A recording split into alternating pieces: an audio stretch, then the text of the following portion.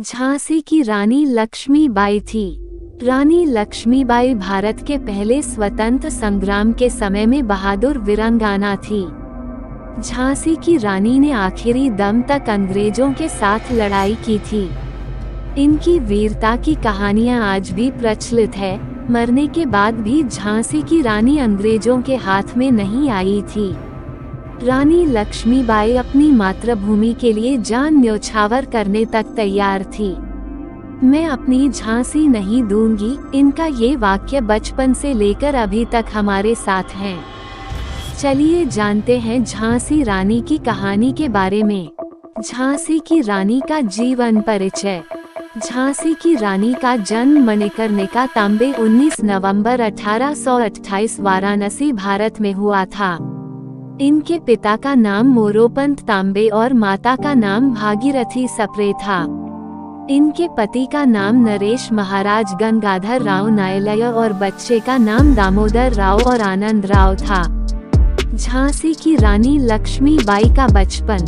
रानी लक्ष्मीबाई का असली नाम मणिकर्णिका था। बचपन में उन्हें प्यार से मनु कहकर बुलाते थे। उनका जन्म वाराणसी में 19 नवंबर 1828 मराठी परिवार में हुआ था। वह देशभक्ति, बहादुरी, सम्मान का प्रतीक है। इनके पिता मोरोपंत तांबे मराठा बाजीराव की सेवा में थे और उनकी माता एक विद्वान महिला थी। छोटी उम्र में ही रानी लक्ष्मीबाई ने अपनी माता को खो दिया था। उसके बाद उनके पिता ने उनका पालन पोषण किया। बचपन से ही उनके पिताजी ने हाथियों और घोड़ों की सवारी और हथियारों का उपयोग करना सिखाया था। नाना साहेब और तात्या टोपे के साथ रानी लक्ष्मीबाई पली बड़ी थी। झांसी का बुलंद किला। झांसी के किले की नींव आज से करीब कई साल पहले 1602 में ओरछा नरेश वीर सिंह जूदेव के द्वारा रखी गई। आपको बता दें कि ओरछा मध्य प्रदेश में एक कस्बा झांसी से 18 किलोमीटर की दूरी पर स्थित है।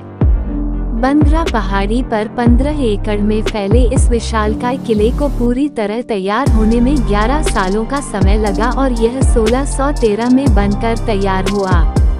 किले में 22 बुर्ज और बाहर की ओर उत्तर तथा उत्तर पश्चिम दिशा में खाई है, जो दुर्ग की ओर ढाल बनकर आक्रमणकारियों को रोकती हैं। यही कारण है कि इस किले की पूरे संसार में इतनी चर्चा होती है। पहले झांसी ओरछा नरेश के राज्य में थी, जो बाद में मराठा पेशवाओं के अधीन आई। मराठा नरेश गंगाधर राव से शादी होने के बाद मणिकर्णिका झांसी आकर उनको लक्ष्मीबाई कहा गया। इसलिए उनके बलिदान के साथ उनकी छाप किले में हर जगह देखने को मिलती है। रानी लक्ष्मीबाई का विवाह। रानी लक्ष्मीबाई का विवाह झांसी के महाराज राजा गंगाधर राव के साथ हुआ था। विवाह के बाद मणिकर्णिका का नाम बदलकर लक्ष्मीबाई से जाना जाने लगा। फिर वह झांसी की रानी कहलाई। 1851 में उनके बेटे का जन्म हुआ था, परंतु 4 महीनों के बाद उनकी मृत्यु हो गई थी। कुछ समय बाद झांसी के महाराजा ने दत्तक आनंद राव पुत्र को अपनाया। रानी लक्ष्मीबाई के घोड़े का नाम। महल और मंदिर के बीच जाते समय रानी लक्ष्मीबाई घोड़े पर सवार होकर जाती थी या फिर कभी कभी पालकी द्वारा भी जाती थी। सारंगी, पवन और बादल उनके घोड़े में शामिल थे। 1858 में इतिहास के अनुसार यह माना गया है कि किले की तरफ भागते समय रानी लक्ष्मीबाई बादल पर सवार थी। रानी लक्ष्मीबाई के पति की मृत्यु।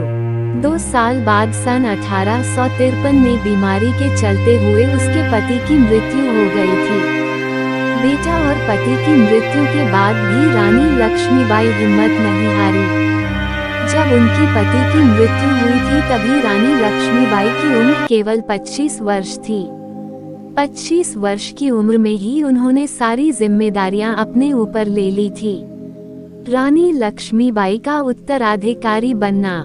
जब महाराजा गंगाधर राव की मृत्यु हो गई थी, ब्रिटिश लोगों ने कानूनी उत्तराधिकारी के रूप में उसे स्वीकार नहीं किया था। उस समय गवर्नर जनरल लॉर्ड डलहौजी एक बहुत ही शातिर इंसान था, जिसकी नज़र झांसी के ऊपर थी। झांसी के ऊपर कब्जा करना चाहते थे क्योंकि उसका कोई वारिस नहीं था। परंतु झांसी की रानी इसके खिलाफ थी, वह किसी भी हाल में किला नहीं देना चाहती थी। रानी को बाहर निकालने के लिए उन्हें 60,000 वार्षिक पेंशन भी दी जाएगी। झांसी की रक्षा करने के लिए रानी लक्ष्मीबाई ने एक मजबूत सेना को इकट्ठा किया। ये सेना के अंदर महिलाएं भी शामिल थी। कुल 14,000 विद्रोह को इकट्ठा किया और सेना बनाई थी। रानी लक्ष्मीबाई की कालपी की लड़ाई 23 मार्च 1858 को झांसी की लड़ाई शुरू हो गई थी। अपनी सेना के साथ मिलकर झांसी को बचाने के लिए रानी लक्ष्मीबाई ने लड़ाई लड़ी थी, परंतु ब्रिटिश लोगों ने उसकी सेना पर अधिकार बना लिया था। फिर इसके बाद अपने बेटे के साथ रानी लक्ष्मीबाई कालपी भाग गई थी। कालपी जाकर उन्होंने तात्या टोपे और बाकी सारे विद्रोही के साथ मिलकर एक नई सेना बनाई थी। झांसी की रानी की मौत कैसे हुई? 18 जून 1858 को ग्वालियर के पास कोटा की सराय में रानी लक्ष्मीबाई की मृत्यु हुई थी। रानी लक्ष्मीबाई को लड़ाई करते समय ज्यादा चोट तो नहीं लगी थी, परंतु काफी खून बह गया था। जब वह घोड़े पर सवार होकर दौड़ रही थी तब एक बीच में झरना आई थी। रानी लक्ष्मीबाई को लगा अगर यह झरना पार कर ली तो कोई उसे पकड़ नहीं कर पाएगा, परंतु जब वह झरना के पास पहुंचे तभी उनका घोड़ा आगे जाने से मना कर दिया।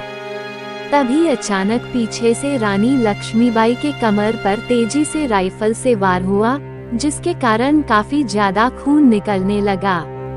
खून को रोकने के लिए जैसे ही वह अपनी कमर पर हाथ लगाने गई तभी अचानक उनकी हाथ से तलवार नीचे गिर गई। फिर वापस अचानक से एक अंग्रेजी सैनिक ने उनके सिर पर तेजी से वार, जिसके कारण उनका सर फूट गया। फिर वह घोड़े पर से नीचे गिर गए। कुछ समय बाद एक सैनिक रानी लक्ष्मीबाई को पास वाले मंदिर में लेकर गया। तभी थोड़ी थोड़ी उनकी सांसें चालू थी। वह मंदिर के पुजारी को रानी लक्ष्मीबाई ने कहा, मैं अपने पुत्र दामोदर को आपके पास देखने के लिए छोड़ रही हूँ। ये बोलने के बाद उनकी सांसें बंद हो गई। फिर इनका पूरा क्रियाक्रम किया गया।